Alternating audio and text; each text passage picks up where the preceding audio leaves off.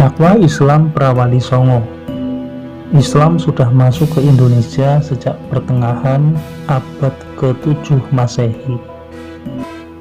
Menurut Whately dalam bukunya The Golden Corsairs pada abad 1500, yang paling awal membawa seruan Islam ke Nusantara adalah para saudagar Arab, yang memang mereka sudah membangun jalur perhubungan dagang dengan Nusantara jauh sebelum Islam.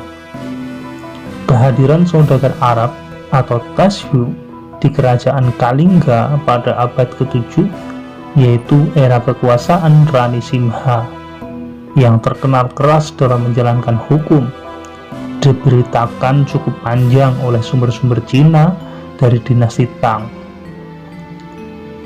Eski Fatimi dalam Islam Come to Malaysia mencatat bahwa pada abad ke-10 Masehi terjadi migrasi keluarga-keluarga Persia ke Nusantara. Yang tersebar di antara keluarga-keluarga itu adalah sebagai berikut. Keluarga Lor yang datang pada zaman Raja Nasiruddin bin Badr memerintah wilayah Lor di Persia tahun 300 Hijriah atau 912 Masehi. Keluarga Lor ini tinggal di Jawa dan mendirikan kampung dengan nama Loran atau Leran yang bermakna kediaman orang Lor. Keluarga Jawani yang datang pada zaman Jawani Al-Kurdi memerintah Iran sekitar tahun 301 Hijriah atau 913 Masehi. Mereka tinggal di Pasai, Sumatera Utara.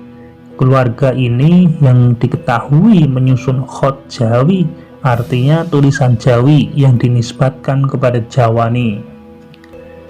Keluarga Syiah yang datang pada masa pemerintahan Urkhunatullah bin Hasan bin Bueh Ad-Dailami sekitar tahun 357 Hijriah dan 969 Masehi. Keluarga ini tinggal di bagian tengah Sumatera Timur dan mendirikan kampung di situ yang dikenal dengan nama Siak, yang kemudian menjadi negeri Siak. Semenjak catatan dinasti Tang tentang orang-orang Arab sampai terjadinya migrasi keluarga-keluarga Persia dalam rentang waktu berabad-abad kemudian, tidak terdapat bukti bahwa Islam pernah dianut secara luas di kalangan penduduk pribumi Nusantara. Tengara yang muncul justru terjadi semacam resistensi dari penduduk setempat terhadap usaha-usaha penyebaran Islam. Historiografi Jawa yang ditulis Raden Tanoyo mengungkapkan bahwa dalam usaha mengislamkan Jawa, Sultan Al-Gabah dari negeri Rum mengirim 20.000 keluarga muslim ke Pulau Jawa. Namun banyak di antara mereka yang tewas terbunuh dan yang tersisa hanya sekitar 200 keluarga. Sultan Al-Gabah dikisahkan marah, kemudian mengirim ulama, syuhada, dan orang sakti ke Jawa untuk membinasakan para jin, siluman, brekasakan, dan penghuni Jawa lainnya. Salah satu di antara ulama sakti itu adalah Syekh Subakir. Dia dikenal sebagai seorang wali keramat dari Persia yang dipercaya telah menanam tumbal dari sejumlah tempat di Pulau Jawa agar kelak pulau tersebut dapat dihuni umat Islam. Di sejumlah tempat di pantai utara Jawa yang dikenal sebagai makam panjang, baik yang terdapat di Gresik, Lamongan, Tuban, Rembang, dan Jepara, diyakini sebagai kuburan atau bekas petilasan Syekh Subakir.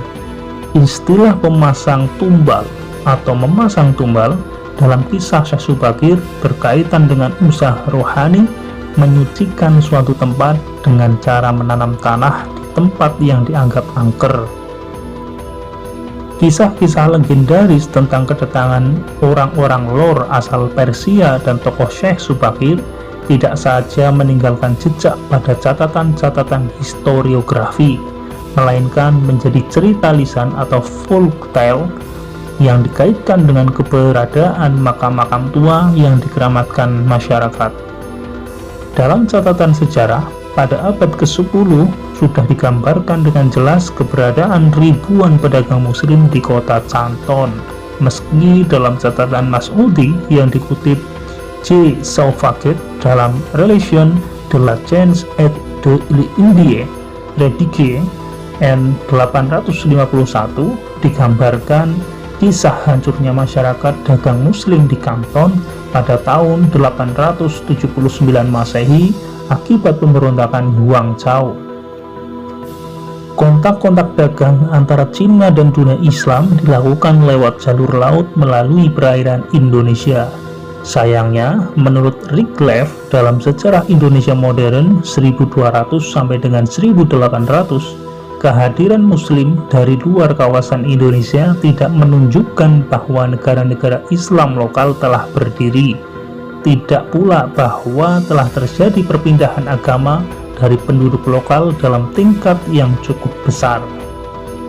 Fakta sejarah terkait belum dianutnya agama Islam oleh penduduk pribumi Nusantara terlihat pada bukti faktual pada dawarsa akhir abad ke-13 sewaktu Marco Polo kembali ke Italia lewat laut dan sempat singgah di negeri Perlak.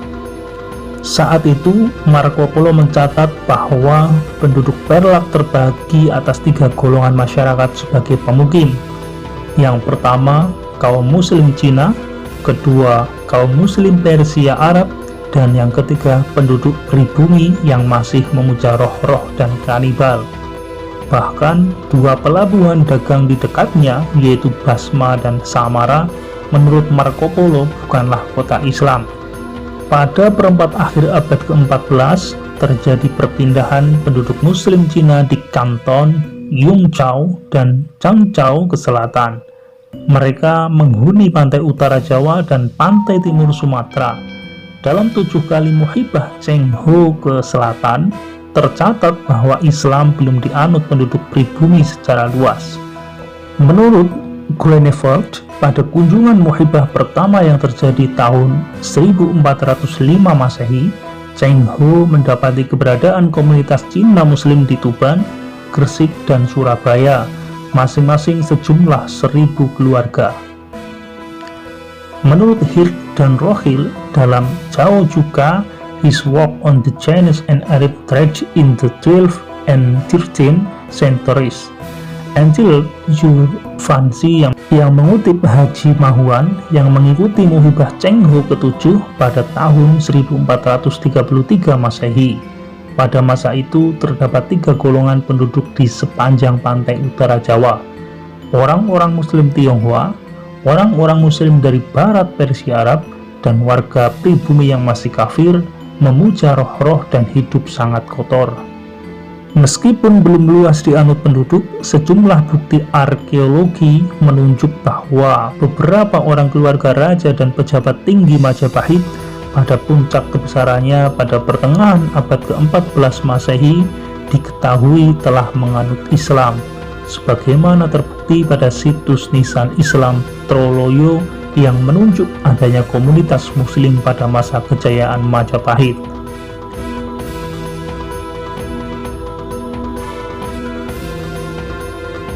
Hal ini dikuatkan dengan berita keberadaan Masjid Agung atau Masjid Agung di selatan lapangan Bubat sebagaimana tercatat dalam Kidung Sunda. Menurut Louis Charles Damais dalam Etudes Javanesis, ai les tumbes musulmanes dates de Tralaya, batu-batu nisan Tralaya yang menggunakan angka tahun Saka dan angka-angka Jawa kuno, bukan tahun Hijriah dan angka-angka Arab, menunjukkan bukti bahwa yang dikubur di makam-makam tersebut adalah Muslim Jawa, bukan Muslim non-Jawa. Dalam historiografi Jawa disebutkan bahwa putri seorang penguasa Surabaya bernama Arya Lembu Suro diberi istri oleh Raja Majapahit Brawijaya III. Raja Surabaya yang bernama Arya Lembu Sura adalah seorang penguasa beragama Islam. Putri Arya Lembu Sura yang lain dikisahkan menikah dengan tokoh Arya Teja, penguasa beragama Islam dari Tuban. Menilik namanya Lembu, dipastikan bahwa penguasa Muslim Surabaya itu keluarga Raja Majapahit. Selain Arya Lembu Sura, di Surabaya juga telah dikenal sejumlah nama tokoh Muslim, yaitu Ki Ageng Bukul, penguasa wilayah Bukul di selatan Surabaya. Selain itu, ada pula seorang muslim berkedudukan sebagai Laksamana Laut Majapahit yang bernama Pangeran Reksa Samudra, serta seorang pejabat yang berkuasa di wilayah perbatasan barat laut Surabaya bernama Ki Bang Kuning.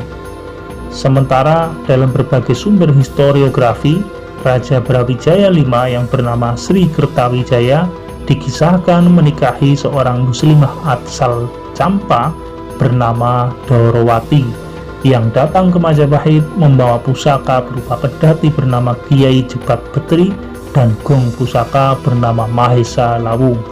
Makam muslimah Campa bernama Darawati ini sampai sekarang masih bisa dijumpai di Trowulan di area situs Majapahit.